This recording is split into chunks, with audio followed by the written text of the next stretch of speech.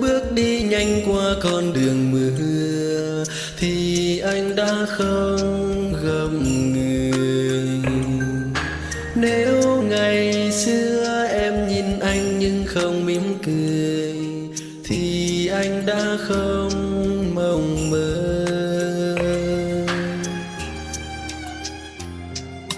Nếu tình ta chẳng phải xa khi đang đắm sâu thì anh đã không đau buồn.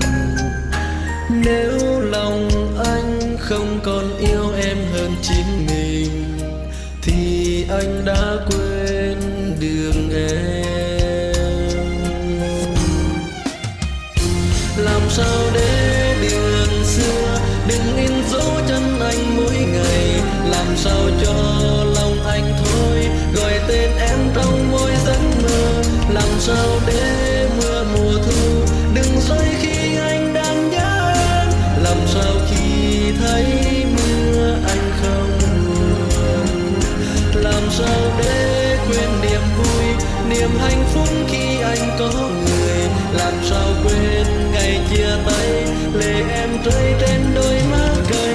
Làm sao để thôi chờ mong, làm sao tim anh thôi đừng mất rằng ngày mai thấy em quay trở về.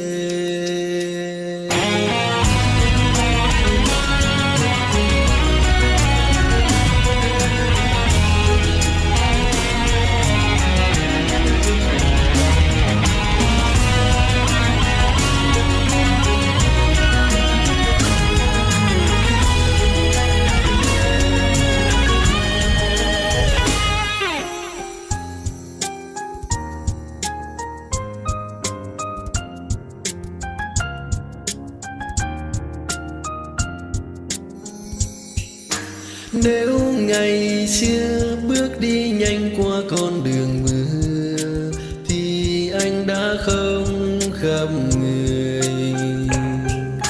Nếu ngày xưa em nhìn anh nhưng không mỉm cười thì anh đã không mộng mơ.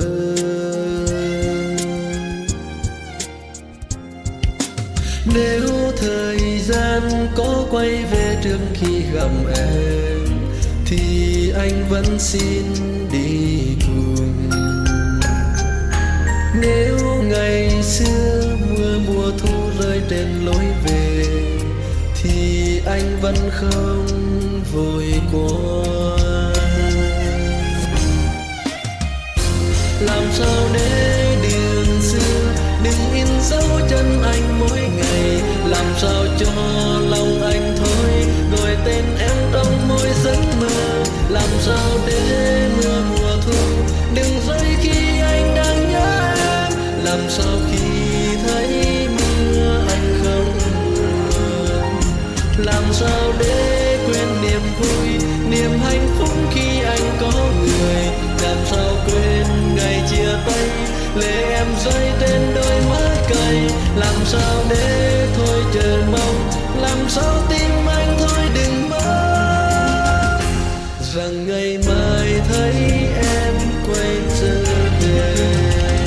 Làm sao để quên niềm vui, niềm hạnh phúc khi anh có người. Làm sao quên ngày chia tay, lệ em rơi trên đôi má cay. Làm sao để thôi chờ mong, làm sao tim anh thôi đừng mất rằng ngày mai thấy em quay trở về, rằng ngày mai thấy em